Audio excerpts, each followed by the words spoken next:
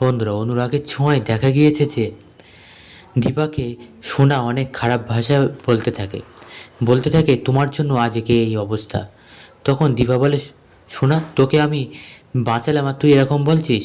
তখন সোনা বলে, হ্যাঁ, তুমি ওই রুদকে নিয়ে এসে আমাকে এখান থেকে উদ্ধার করে কি নিজের ক্রেডিট নিতে চাইছো? আরে তুমি না থাকলে তো এরকম পরিস্থিতি তৈরিই হতো না, তুমি তো এই পরিস্থিতি তৈরি করলে। এই বলে দীপাকে বারবার দোষ দিতে থাকে, আর কুন্তলা আড়ালে দাঁড়িয়ে মজা দেখতে থাকে আর হাসতে থাকে। তখন রূপা প্রতিবাদ করে, বলে, সোনা তুই এরকমভাবে মাকে বলছিস কেন? তখন রূপাকেও আবার বলতে থাকে সোনা, বলে, এই তোমাদের জন্যই আমাদের যত কষ্ট। তখন কৃষ্ণ চলে আসে আর বলে, তুমি রূপার সঙ্গে এরকমভাবে কথা বলবে না। তখন সোনা বলে, হ্যাঁ, তোমরা দুজন প্রেম করেই আমার জীবনটা নষ্ট করলে। কী দোষ আমার? আমি শুধু গায়ের রং কালো বলে আমাকে এরকমভাবে ভুগতে হবে? তখন কৃষ্ণ বলে, তোমার গায়ের রং দেখে না, মানে আমি রূপার গায়ের রং দেখে ওকে পছন্দ করিনি, ওর মন দেখে। আমি এটা ভেবেছি আজ যাই হোক ও কোনো দিন তোমার মতন এরকম অসভ্যতা করবে না। তখন সবাই সবটা শুনতে থাকে। এরপরে দীপাকেও নানান ভাষায় বলতে থাকে। এরপরে প্রবীর বলে, দীপা, তুমি সোনা দিদিভাইকে আমাদের কাছে ফিরিয়ে দিয়েছো, ওকে বাঁচিয়েছো, সব ঠিক আছে, কিন্তু দেখতে পাচ্ছ তো ও কতটা উত্তেজিত, আর আমরা এখন ভালো আছি। তুমি আর এর মধ্যে জটিলতা বাড়িও না, প্লিজ। এই বলে বলল, চলো সবাই তোমরা এখান থেকে। তখন সবাই মিলে ওখান থেকে চলে যায়। যাওয়ার আগে আবার উর্মি বলে, এই তোরা যেন ও বাড়িতে যাবি না বলে শাসাতে থাকে।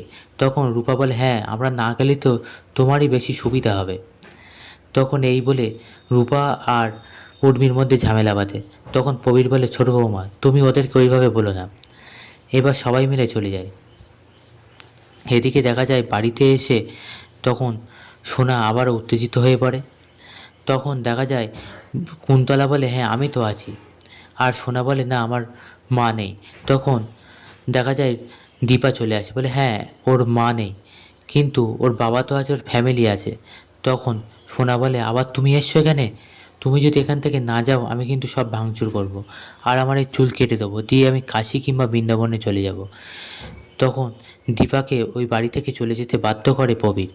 বলে, বড় বৌমা তুমি প্লিজ এখান থেকে চলে যাও, আর জটিলতা বাড়িও না। এরপরে সোনা দীপাকে হাত ধরে বাইরে বার করে দেয়।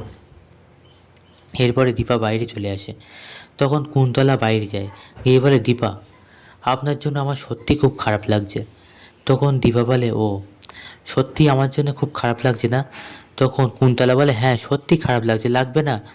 এই বলে দীপার গায়ে হাত দিয়ে বলতে থাকে, সত্যি খুব খারাপ লাগছে। তখন দীপা বলে, আচ্ছা, আমার কথা না ভেবে এবার আপনি আপনার নিজের কথাটা ভাবুন। তখন কুন্তলা বলে, কেন? তখন দীপা বলে, আরে রুটি তো ধরা পড়ে গিয়েছে পুলিশের কাছে, আর ও মুখ খুলে সবটা স্বীকার করেছে পুলিশের কাছে। ও কিন্তু আপনার নামটাও করে দিয়েছে, সেটা জানেন তো?